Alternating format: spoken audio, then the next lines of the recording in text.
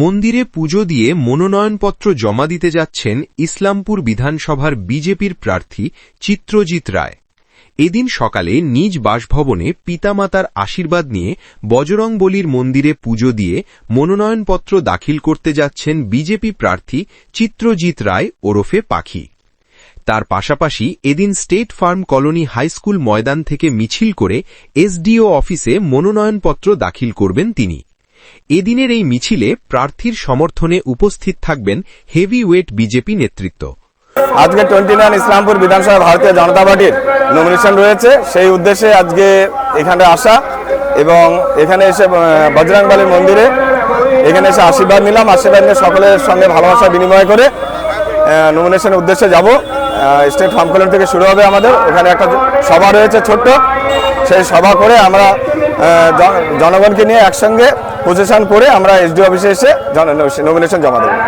কর্মসূচি বলতে আজকে যেহেতু ইসলামপুর বিধানসভা 29 নং বিধানসভা ভারতীয় জনতা পার্টির এবারের আমাদের প্রার্থী শ্রী চিত্রজিৎ রায় মহাশয়ের আজকে নমিনেশন, সেই নমিনেশন উপলক্ষে আজকে সকাল থেকে যে কর্মসূচি ছিল সেই কর্মসূচিতে প্রথমে আমাদের প্রার্থী তিনি বাড়িতে নিজের মা বাবার আশীর্বাদ নিলেন এবং সেই আশীর্বাদ পর্বে পাড়ার প্রতিবেশী যারা বয়োজ্যেষ্ঠরা ছিলেন তারাও সেখানে উপস্থিত ছিলেন।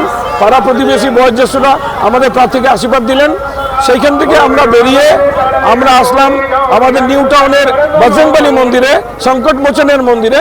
সেই সংকটমোচনের মন্দিরে এসে আমরা বজরংবলী সংকটমোচনের আশীর্বাদ নিলাম, প্রার্থী আশীর্বাদ নিলেন এবং নিজে সেখানে পরিবার সহ সেখানে পুজো দিলেন। এরপরে আমরা এই পুজো দেওয়ার পর আমরা এখান থেকে আজকে আমাদের সভার উদ্দেশ্যে যাব, যেই সভাতে আজকে আমাদের কেন্দ্রের অনুরাগ ঠাকুরজি আসছেন, আমাদের মঙ্গল পাণ্ডেজি আসছেন, আমাদের রাজ্যের সভাপতি আসছেন, তারপরে আসছেন আমাদের জেলা সভাপতি, সকলকে নিয়ে আমরা আজকে প্রসেশন করে আমরা নমিনেশন ফাইল করতে যাব। রায়গঞ্জ সাংসদ কার্তিক পাল মহাশয় তো আসছেন বোধহয়। কার্তিক পাল মহাশয়ের আসার যথেষ্ট সম্ভাবনা রয়েছেন, উনি ওনার সমস্ত শিডিউল ক্যান্সেল করে আসার কথা দিয়েছেন। আমরা আশা করব উনি যেন আজকে আমাদের অনুষ্ঠানে উপস্থিত থাকেন। আশাবাদী তো পুরোটাই রাখছি আমরা, হনুমানজির আশীর্বাদ নিয়ে আমরা আজকে যাচ্ছি নমিনেশনে। আশাবাদী তো থাকতেই হবে, আশাবাদী আমার একার নয়, পুরো ইসলামপুরবাসী আশা একটা নিয়ে বসে আছে যে চেহারা পাল্টাক। কতদিন ধরে আমরা একই চেহারা দেখব, এটাই আমরা আশাবাদী। সবার কাছে এটাই আমরা আশা রাখছি, আপনারা একটা নতুন মুখ আনুন, নতুন মুখ দেখুন।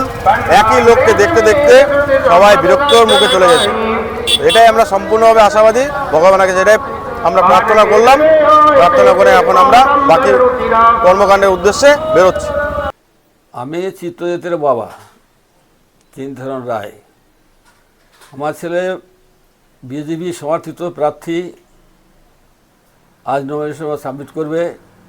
বিপক্ষ যতই শক্তিশালী হোক না কেন, আমি আশা রাখি আমার ছেলে চিত্রজিৎ রায় সে সফলতা লাভ করবে।